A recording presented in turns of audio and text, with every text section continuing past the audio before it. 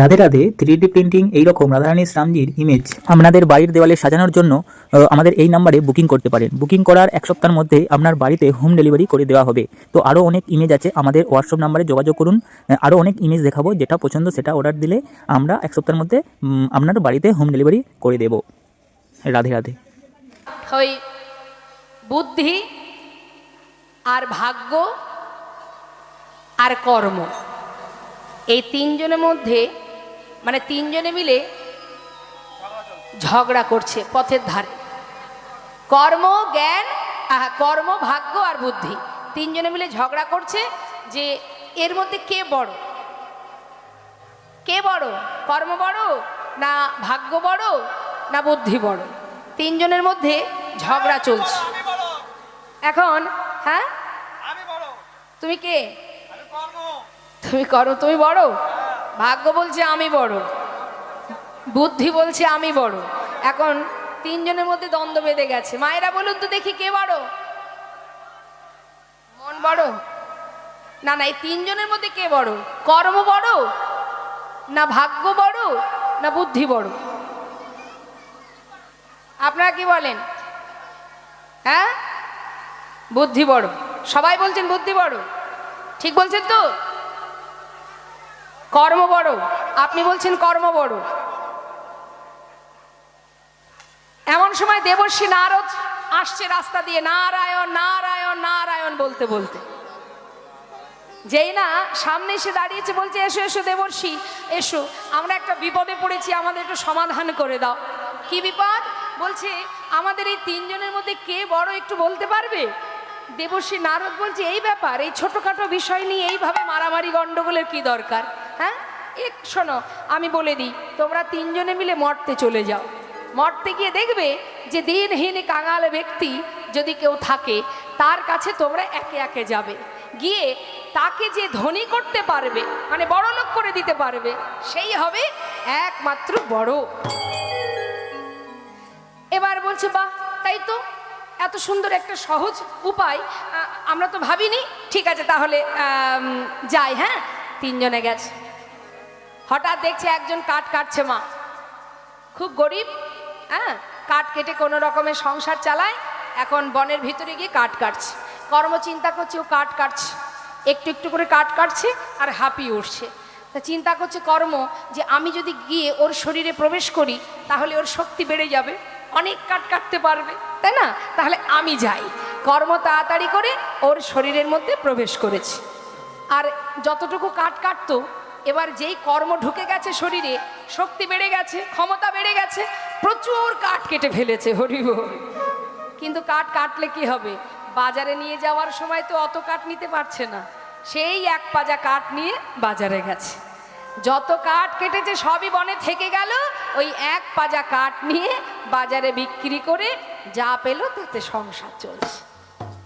কাটছে অনেক, কিন্তু নিয়ে যাচ্ছে মাথায় এক পাজা করে, যতটুকু তার ক্ষমতা, তার বেশি তো নিতে পারবে না। এইভাবে 2-3 দিন পর কর্ম দেখছে না, আমি তো কিছু করতে পারলাম না, সেই নড়ে চড়ে ওইটুকু করে কাঠ নিয়ে গেলে হয়? হ্যাঁ, যাক আমি আর থাকবো না, আমার দ্বারা হলো না, কর্ম চলে গেল। এবার এলো ভাগ্য। ভাগ্য মানে অনেক টাকার একটা থলি একেবারে রাস্তার মাঝখানে রেখেছে। আর এদিকে ওই কাঠুরিয়া কি করেছে, সে কুড়ুলটা নিয়ে কাঠ কেটে ঘরে ফিরছে। এমন সময় ভাগ্য বলছে কিরে, আমি পথের মাঝখানে আছি, আমাকে নিয়ে যা, তোকে আর কাঠ কাটতে হবে না, এই টাকাগুলো নিয়ে বাড়িতে যা, এবার এই টাকাগুলো খরচ কর আর তুই বড় লোক হয়ে যা, তাহলে আমি বড় হব। এবার টাকার ব্যাগ পেয়ে বাবা আনন্দ ধরছে না, এত টাকা, আহা, টাকা দেখে কুড়ুলটাকে এক টান মেরে ফেলে দিয়েছে। আনন্দ ধরছে না, আর করব না, ওই কাঠ কাটতে যাব না, এত কষ্ট কেন করব, এত টাকা পেয়েছি। হ্যাঁ, এই যে অগিন্নি, তুমিও কোনো কাজ করবে না, কত টাকা পেয়েছি দেখো। এখন গিন্নিও আর কাজ করে না, স্বামীও আর কোনো কাজ করে না, ওই যে টাকার থলি পেয়েছে, প্রতিদিন টাকা নিয়ে জীবনে যে না করেছে এখন সেইগুলো করছে। মদের দোকানে গিয়ে মদ কিনে কিনে প্রতিদিন খাচ্ছে আর হেলতে দুলতে বাড়ি আসছে, কি আনন্দে দিন কাটছে। কিন্তু সে টাকার থলির টাকা কতদিন? প্রতিদিন যদি মদ খায় সে থাকে, কিছুদিনের মধ্যে সে থলি শেষ। ও গিন্নি, সে কুরুলটা কোথায় ফেলেছিলাম বলো তো? ঘুরে ফিরে সেই কুরুলের সন্ধান, উপায় নেই, ভাগ্যে যা টাকা জুটেছিল সব তো হাওয়া হয়ে গেছে। এবার ভাগ্য বলছে, হাই রে পোড়া কপাল আমার, আমি এতগুলো টাকা দিলাম, একটু হিসাব করে তুই যদি চলতিস তাহলে ধনী হয়ে যেতে পারতিস, তা না সব ওই মদ খেয়ে উড়িয়ে দিলি, যা আর থাকবো না, চলে গেল। এবার সেই নড়ে চড়ে কুরুল, আর গতি নেই, সেই কুরুল নিয়ে আবার মাঠে গেছে, বনে গেছে, গিয়ে আবার কাঠ কাটছে। এবার এলো কে মা? বুদ্ধি। তোরা পারলি না, এবার আমি যাই। এখন বুদ্ধি যেই না মাথায় ঢুকে গেছে, সঙ্গে সঙ্গে চিন্তা করছে, তাই তো এই কম দামের গাছগুলো না কেটে আমি যদি দামি গাছগুলো কাটি, তাহলে তো আর আমাকে এত এত কাঠ বাজারে নিয়ে যাওয়া লাগবে না। দামি কাঠ যদি একটা নিয়ে যাই, তাই আমি টাকা নিয়ে শেষ করতে পারবো না। তাহলে দামি কাঠ কি? কি কাঠ? মায়েরা বলুন, দামি গাছ কি? চন্দন গাছ, শাল গাছ। হ্যাঁ, এইবার খুঁজে খুঁজে দামি দামি গাছগুলো কাটছে। এবার অনেক কাঠ কাটা হয়ে গেল, বুদ্ধি ঢুকে গেছে তো মাথায়। এবার এত কাঠ নিয়ে যাব কি করে? ওই কাঠ দিয়ে দুই দিকে দুটো কাঠ রেখে লম্বায়, তার উপর দিয়ে কাঠ সাজিয়েছে, সাজিয়ে এবার ঠেলতে ঠেলতে নিয়ে যাচ্ছে, কারণ মাথায় বুদ্ধি ঢুকেছে তো। এবার ওই প্রতিদিন ওই কাঠের গাড়ি তৈরি করে অনেক করে কাঠ বাজারে নিয়ে বিক্রি করে একটু একটু করে সে ধনী হয়ে গেল। হরি বল, হরি বল। তাহলে বড় হলো কে? বুদ্ধি। তিনজনে দেখা নারদের সঙ্গে। দেবর্ষি বলে, কি ব্যাপার, কে করলো ধনী? বলছে বুদ্ধি। তাহলে সদ বুদ্ধি, বুদ্ধি। তবে হ্যাঁ, বুদ্ধি দুই রকম। সংসার জীবনের আপনাদের ভাবনা চিন্তা, এটা এক। বুদ্ধির আবার দুটো ভাগ আছে। আর একটা কি? ভগবত চরণে তার পরমেশ্বর ভগবানের কৃপা লাভ করার জন্য যদি কারোর মধ্যে সুবুদ্ধি তৈরি হয়, সুবুদ্ধি যদি আপনারা পান, লাভ করতে পারেন, তাহলে সেই সুবুদ্ধিতে আপনি গোবিন্দ কৃপা লাভ করতে পারবেন। তাই সেটাই হচ্ছে সুবুদ্ধি। তাই আজ সুদামা কি করেছে? একটা লম্বা লম্বি কাঠ রেখে তার উপরে কাঠগুলো সাজিয়ে একদিকে কানাই ধরেছে, একদিকে সুদামা ধরেছে, দুইজনে মিলে গুরুগৃহে নিয়ে গেলেন। হরি বল, হরি বল। হ্যাঁ, এবার যেই নিয়ে চলে গেল, পরের দিন সকালবেলায় ওই যে ছোলা কানাই খেয়েছিল, কানাইকে দেয়নি, বলেছিল এর জন্য সাজা তুই পাবি। হ্যাঁ, তাই সেই দিন মানে পরের দিন মনে মনে বলছে, আজ তোকে উচিত শিক্ষা দেব ভাই। সুদামা, এদিকে আয়, তুই আমাকে কতটা ভালোবাসিস রে? আচ্ছা শোন, তুই আমাকে অনেক ভালোবাসিস তাই না? বলছে আমার প্রাণের থেকে তোকে বেশি ভালোবাসি।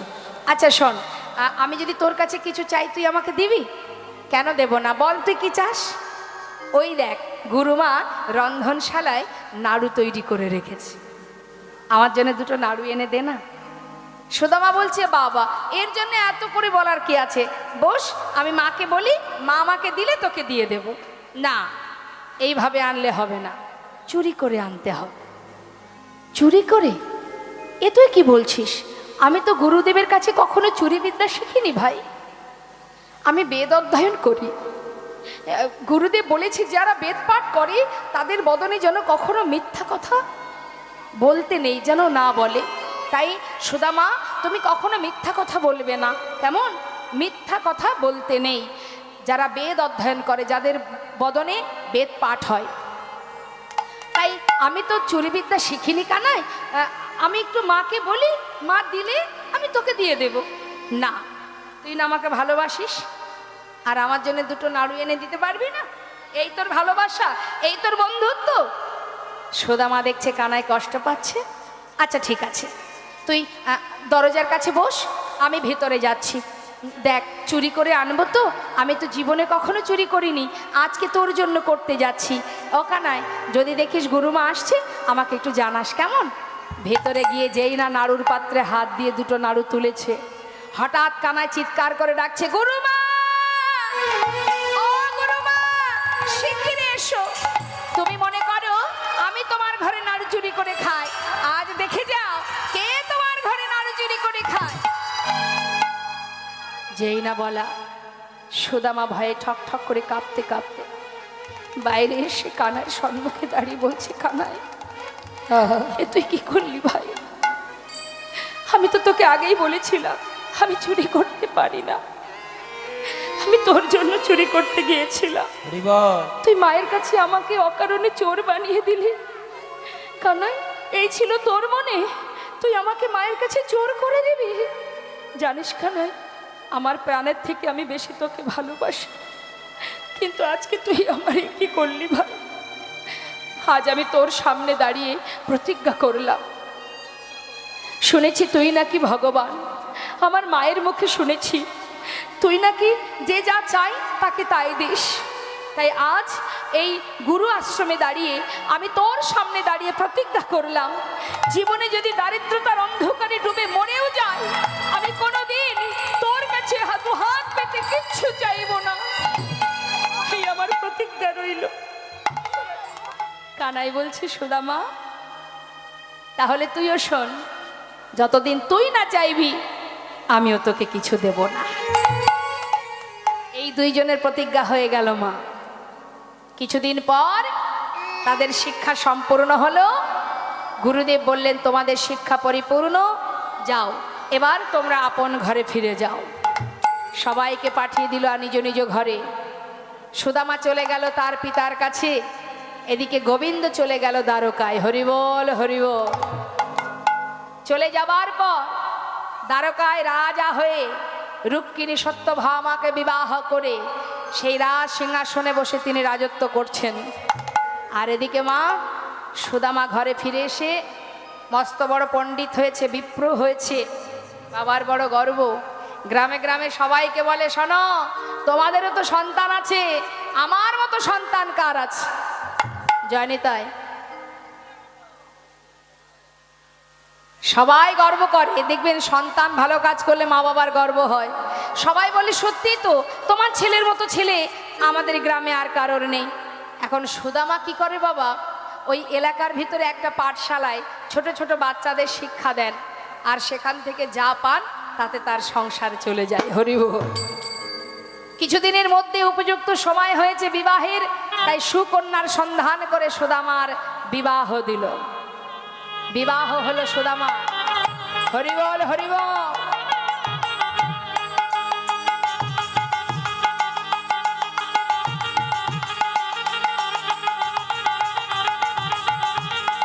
মায়েরা উলুধ্বনি।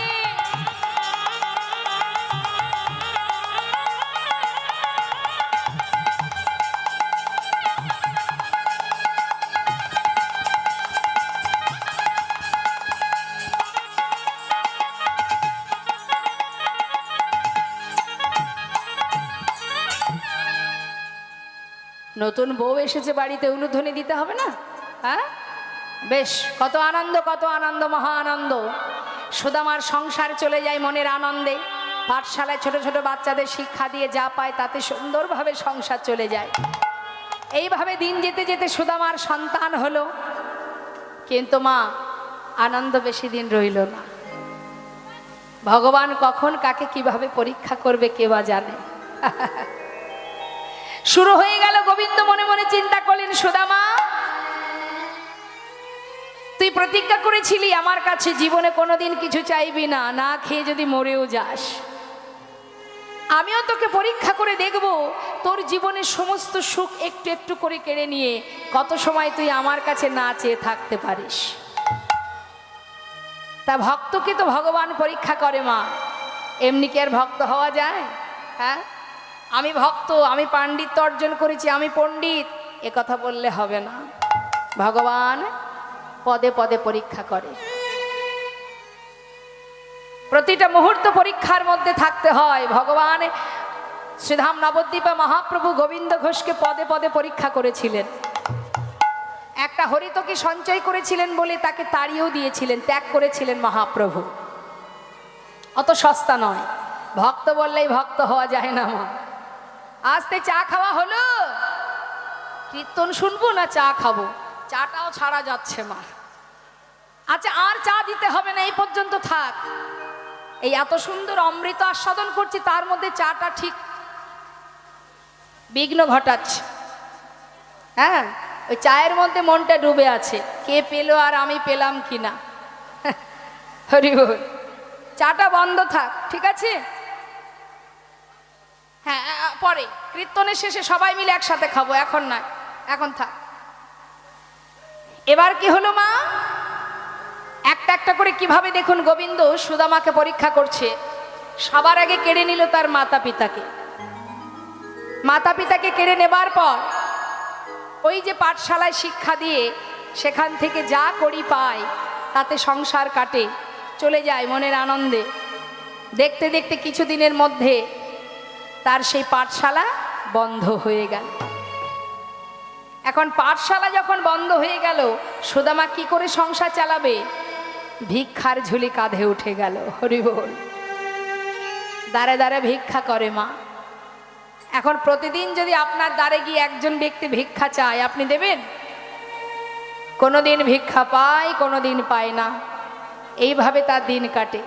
কিন্তু বদনে কিন্তু মা ওই একটাই কথা, কৃষ্ণ কৃষ্ণ কৃষ্ণ। নিঃশ্বাসে প্রশ্বাসে কৃষ্ণ, কৃষ্ণ ছাড়া আর কিছু জানে না, সর্বদাই কৃষ্ণ না। যেদিন ভিক্ষায় পায় সেদিন দিন কাটে ভালোভাবে, যেদিন পায় না সেদিন কৃষ্ণ কৃষ্ণ কৃষ্ণ বলেই তার রাত্রি অতিবাহিত। ভিক্ষায় দ্বারে দ্বারে যায় আর কৃষ্ণ নাম করে। পথ চলিতে আর বলিতে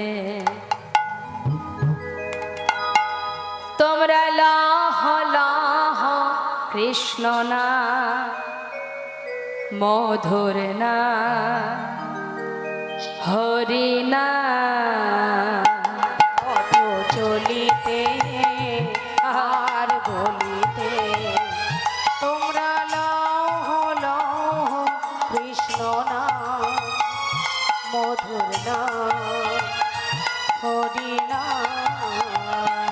পথ চলিতে আর বলিতে তোমরা লহ লহ কৃষ্ণ নাম, হরি নাম, মধুর নাম।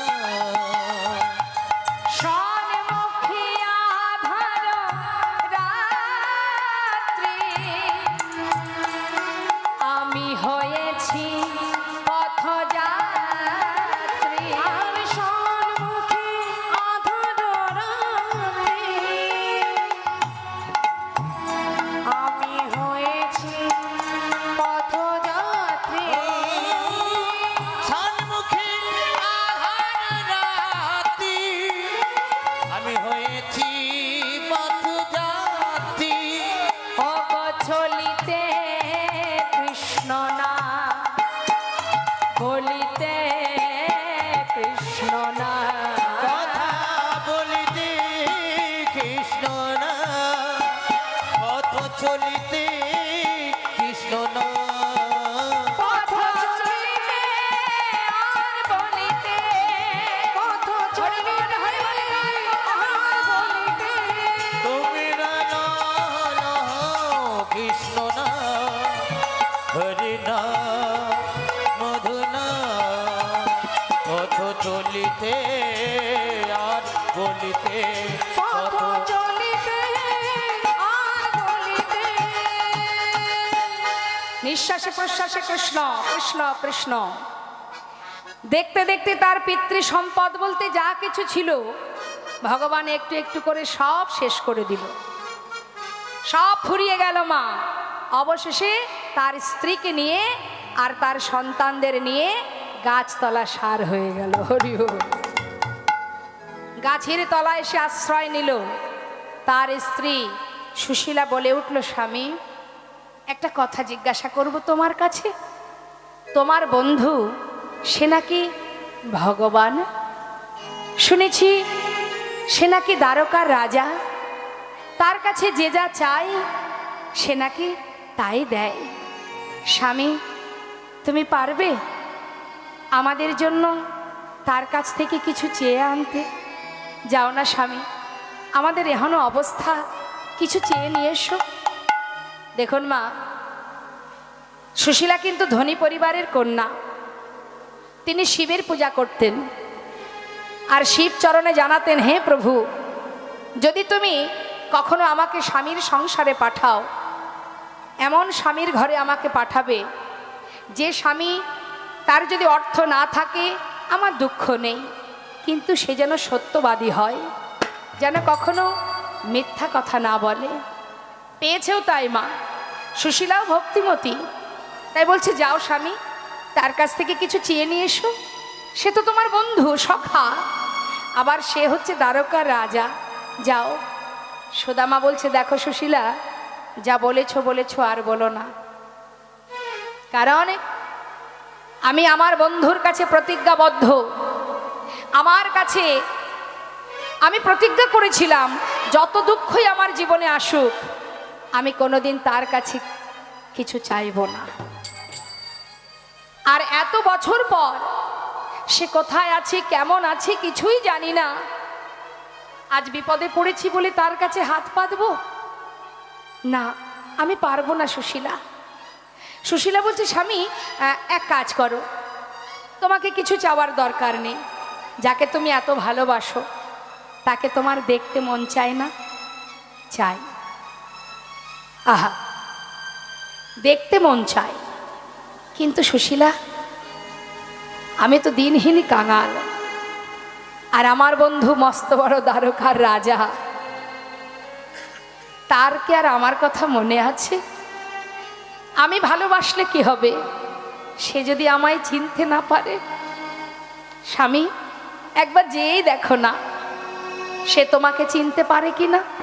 সুশীলা, যেতে তো মন চায়, কিন্তু এত বছর পর কোনো বন্ধু যদি মাঝে সাঝে বন্ধুর বাড়ি যায়, খালি হাতে গেলেও কোনো ব্যাপার থাকে না, কিন্তু বহুদিন পর যদি কোনো বন্ধুর বাড়ি বন্ধু যায়, খালি হাতে, শূন্য হাতে কি করে যায় বলো?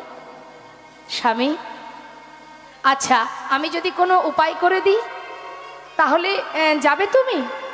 সুদামা বলছে, সুশীলা, পারবে কিছু উপায় করতে?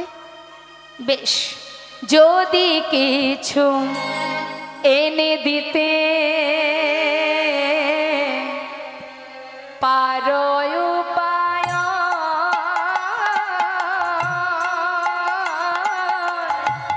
যদি কিছু এনে দিতে পারো উপায়, তবে সে করিতে পারি দ্বারকায় গমন। ওই না তবে সে করিতে পারি ওই দ্বারকায় গমন। কিছু এনে দিতে পারবে, কিছু এনে দিতে পারবে কি? আমার প্রাণের সখা কানাইয়ের লাগি কিছু এনে দিতে পারবে কি? আমার প্রাণের শাখা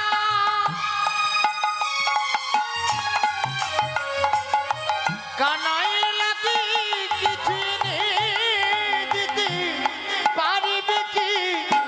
তবে সেই করিতে পারি দ্বারকায় গমন। না, তবে সেই করিতে পারি দ্বারকায় গমন। সুশীলা ধনী পরিবারের কন্যা হয়ে বললেন, স্বামী তুমি অপেক্ষা করো, তুমি বিশ্রাম করো স্বামী, আমি দেখছি কি করা যায়। আঁচল পেতে দাঁড়ে দাঁড়ে ভিক্ষা করতে গেলেন মা। আহা, যাচ্ছেন কার জন্য? কৃষ্ণের জন্য। সবার দাঁড়ে দাঁড়ে গিয়ে আঁচল পেতে আজ সুদামার স্ত্রী সুশীলা সবাইকে ডেকে ডেকে বলছে, আমায় ভিক্ষা দাও গো নগরবাসী, ভিক্ষা দাও আমায়। তোমরা ভিক্ষা দাও গো নগরবাসী, ভিক্ষা দাও আমায়। তোমরা ভিক্ষা দাও গো নগরবাসী, ভিক্ষা দাও আমায়। তোমরা ভিক্ষা দাও গো ওই নগরবাসী, ভিক্ষা দাও আমায়। ওমা বসুন বসুন, এখন আসতে হবে না, শেষে দেবেন। যেই না একজনের বাড়ির সামনে দরজার কাছে গিয়ে আঁচল পেতে ভিক্ষা চেয়েছে মা, সঙ্গে সঙ্গে সে বলছে, আরে এ আবার কোথা থেকে উদয় হলো গো? হ্যাঁ, আরে এক একদিন এক এক নতুন নতুন ভিখারির জ্বালায় আমাদের কি গ্রাম ছাড়তে হবে? আরে দেখ দেখ, নতুন না, আগে কখনো দেখিনি। এ আবার কোথা থেকে এলো? এই যে এ বাড়ি হবে না, অন্য বাড়ি যাও। আবার পাঠিয়ে দিল, সঙ্গে সঙ্গে পাশের ঘরে গিয়ে আমায় ভিক্ষা দাও গো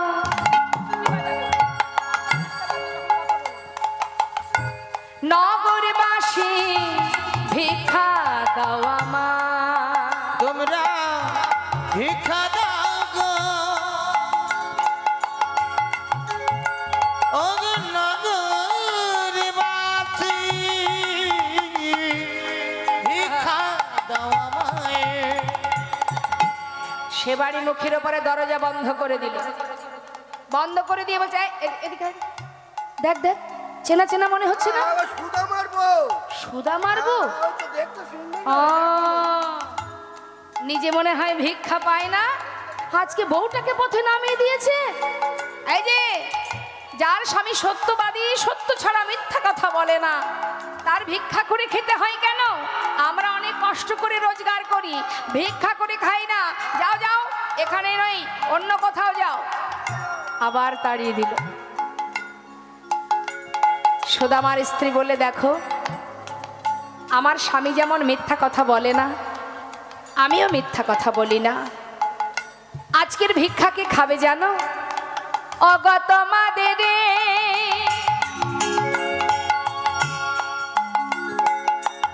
ভিক্ষার দ্রব্য পাবে শ্যামরা। তোমাদের ওই ভিক্ষার দেব পাবে শ্যামরা। ভিক্ষা দাও আমায়, তোমরা ভিক্ষা দাও গো নগরবাসী, ভিক্ষা দাও আমায়। তোমরা ভিক্ষা দাও গো নগরবাসী, ভিক্ষা দাও আমায় একবার, ভিক্ষা দাও আমায় একবার, ভিক্ষা দাও আমায়। বাবা, গ্রামের মধ্যে তো অনেক কৃষ্ণ ভক্ত থাকেন, এই কথা শুনবা মাত্রই তারা ভাবছে তাই তো সুদামার স্ত্রী সে নিশ্চয় মিথ্যা বলবে না, তাহলে চল আজ আমরা কিছু ভিক্ষা দিই, যদি সে কৃষ্ণ সেবায় দেয় তাহলে আমাদের জনম ধন্য হবে। তাই কয়েকজনের বাড়ি থেকে শুকনো চিড়ে তার আঁচলে দিয়ে গেলেন। হরি বল। 4 মুষ্টি চিড়ে নিয়ে ঘরে এসে বিলম্ব না করে নিজের অঙ্গের যে বসন, ওমা সন্তানদের গায়ে কোনো বস্ত্র নেই, গাছতলায় সার, স্ত্রীর পরনে একটা মাত্র বস্ত্র, তাও সারা জায়গায় ছেঁড়া, সেই বস্ত্র থেকে কিছুটা অংশ ছিঁড়ে তার মধ্যে পুটুলি বেঁধে দিলেন গোবিন্দ সেবার জন্য। এই তো ভক্তি। আঁচল ছিঁড়ে কিছুটা অংশ ছিঁড়ে পুটুলি বেঁধে দিয়ে বলে, স্বামী আজকের এই ভিক্ষা থেকে একটি দানা আমার সন্তানও দেব না, আমিও খাবো না, তুমিও খাবে না। সম্পূর্ণটাই গোবিন্দের জন্য নিয়ে যাও। সুদামার আনন্দ ধরছে না মা, আজ কৃষ্ণের জন্য ছুটছে সে দ্বারকায়। বহুদিন পর সেই গুরুগৃহে দেখা, আর আজ চলেছে সুদামা, ছুটতে ছুটতে যাচ্ছে দ্বারকায়। আর সেই চিড়ের পটুলিটা বুকের মধ্যে করে নিয়ে নয়নের জলে বুক ভাসিয়ে কাঁদছে। কৃষ্ণ সেবা দেবে বলে পথে যাচ্ছে। কতদিন পর কানাইকে দেখবে, ডাকতে ডাকতে যাচ্ছে। কি বলছে? একবার দেখা দে রে ভাই কানাইয়া, দেখা দে আমার, একবার দেখা দে রে ভাই কানাইয়া, দেখা দে আমায়। একবার দেখা দে রে ভাই কানাইয়া, দেখা দে আমায়। ওরে জীবনে কতদিন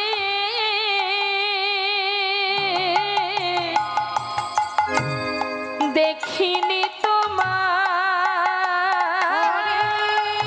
জীবনে কতদিন দেখিনি তোমার। একবার দেখা দে আমায়, একবার দেখা দে রে ভাই কানাইয়া, দেখা দে আমায়। একবার দেখা দে আমায়, একবার দেখা দে আমায়। কখনো কখনো পথের ধারে বিশ্রাম করছে, অনেক পথ যাচ্ছে মা। কোথায় সেই দ্বারকা? ছুটতে ছুটতে যাচ্ছে। আর এদিকে দ্বারকা কোথায় মায়েরা জানেন? দ্বারকা কোথায়? গুজরাটে। হ্যাঁ, বৃন্দাবন থেকে যাচ্ছে দ্বারকার পথে।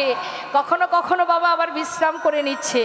এদিকে ভগবান কৃষ্ণের পাশে বসে আছে রুক্মিণী। রুক্মিণী বলছে, স্বামী তোমার সখা কত পথ হেঁটে আসছে, সে যে নিজের চিন্তা করছে না, কতক্ষণে তোমায় দেখবে সে। তুমি কেন একবার তাকে কৃপা করছো না? একবার দেখা দাও।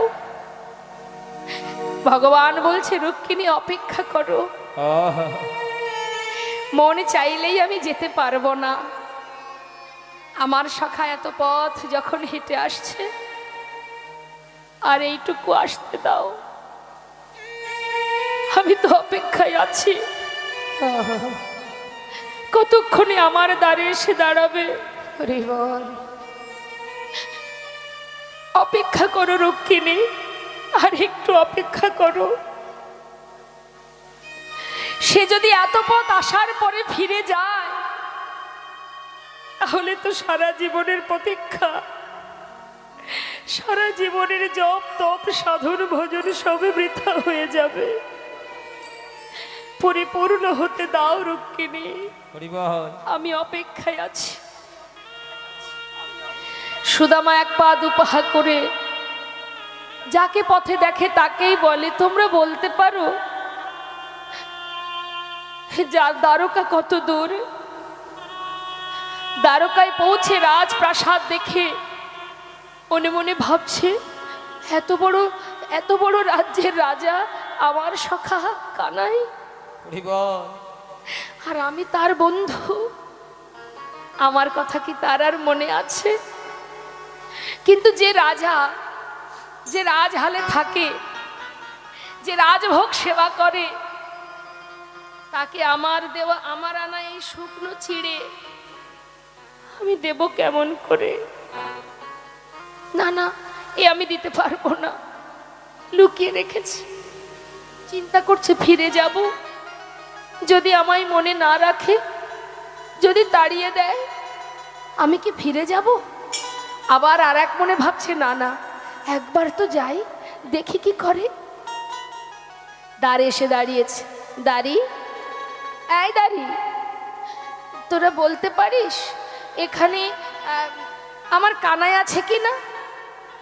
दारी जिज्ञासा करছি कौन हो तुम, कहाँ से आए हो, तुम्हारा नाम क्या है? সুদামা বলছে দারি তোরা বল না এখানে কানাই আছে কি না, আমি অনেক দূর থেকে আসছি, সুদূর বৃন্দাবন থেকে, এখানে কি কানাই আছে? दारी बोलছে देखो इधर कोई कानाई वानाई नहीं है, ये जो राजा है ना उसका नाम है कृष्ण। दारी अरे जे कृष्ण সেই তো কানাই, আমাকে একটু যেতে দে। আরে জিজ্ঞাসা করছে তুমি কে, কি পরিচয় তোমার, সেটা তো বলো। তখন সুদামা বলছে তবে শোন, মহাজন লীলার পাশে দাঁড়িয়ে বর্ণনা দিচ্ছে। देखो देखो ये गरीबी का हाल, कृष्ण की द्वार पे बेसवासी लेके आया हूँ,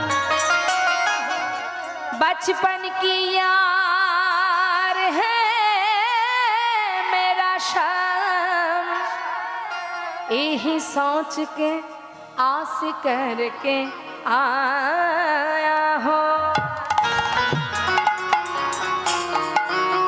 अरे द्वार पालो कन्हैया से कह दो, अरे द्वार पालो कन्हैया से कह दो, कि द्वार पे सुदामा करीब आ गया, इधर पे सुदामा गरीब आ गया है, अरे द्वार पालो कन्हैया से कह दो, अरे द्वार पालो कन्हैया से कह दो, इधर पे सुदामा गरीब आ गया है, इधर पे सुदामा गरीब आ गया है। भटकते भटकते हैं ना जाने कहाँ से, भटकते भटकते ना जाने कहाँ से, तुम्हारी महल पे करीब आ गया, तुम्हारी महल पे गरीब आ गया है।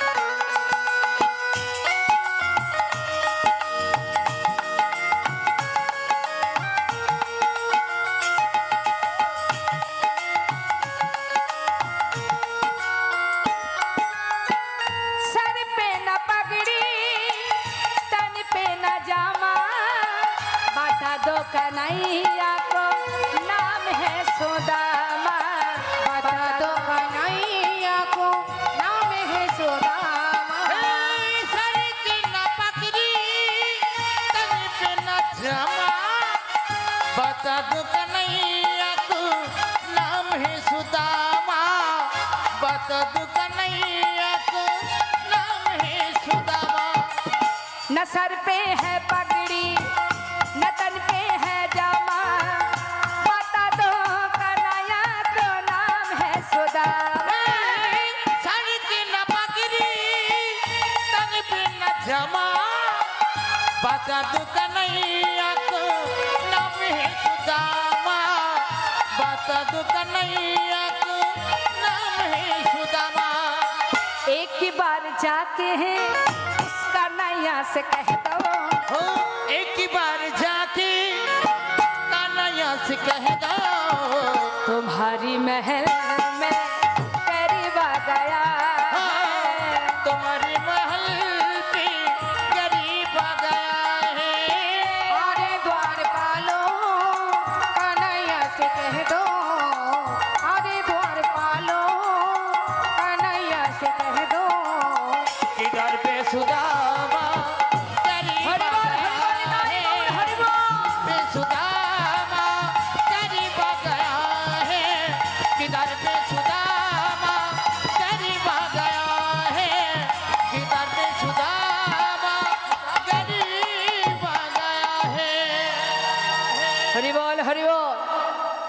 দ্বারপাল বললেন তুমি বাইরে দাঁড়াও, আমি ভেতরে যাব, সেখান থেকে অনুমতি নিয়ে তবেই তোমাকে নিয়ে যাব।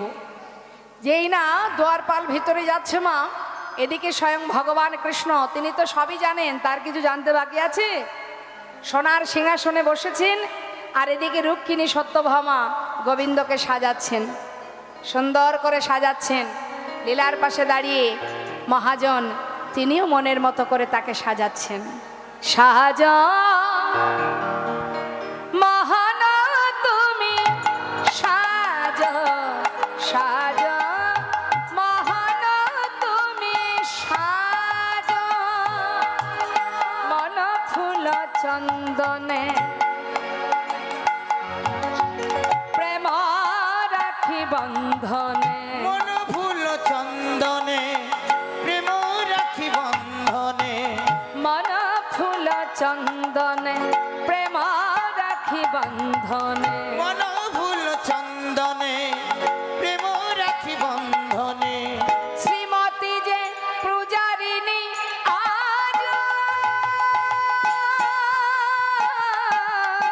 সাজ মোহন তুমি সাজ, সাজ মোহন তুমি সাজ, সাজ মোহন তুমি সাজ, সাজ সাজ মোহন তুমি সাজ, সাজ সাজ মোহন তুমি সাজ, সাজ মোহন তুমি সাজ। তুমি চির সুন্দর চিরভিলাষী, আর তুমি চির সুন্দর চিরবিলাসী, মাথে শিখি পাখা হাতে লয়ে বাঁশি, তুমি চির সুন্দর চিরবিলাসী, হরি বল। মাথে শিখি পাখা হাতে লুই বাঁশি। গোকুলের কানহা ব্রজেতে শ্রীকৃষ্ণ, গোকুলের কানহা ব্রজেতে শ্রীকৃষ্ণ, নব নব রূপে তুমি আজ,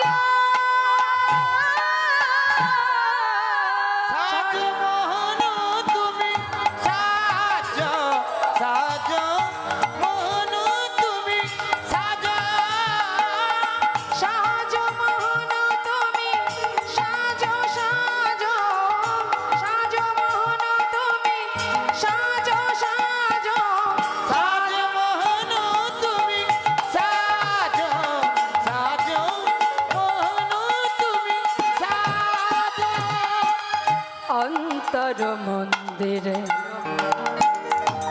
একবার ধর মরতি, আর অন্তর মন্দিরে ধর্মরতি, প্রেমেরই প্রদীপে তোমা করে বয়ার, একবার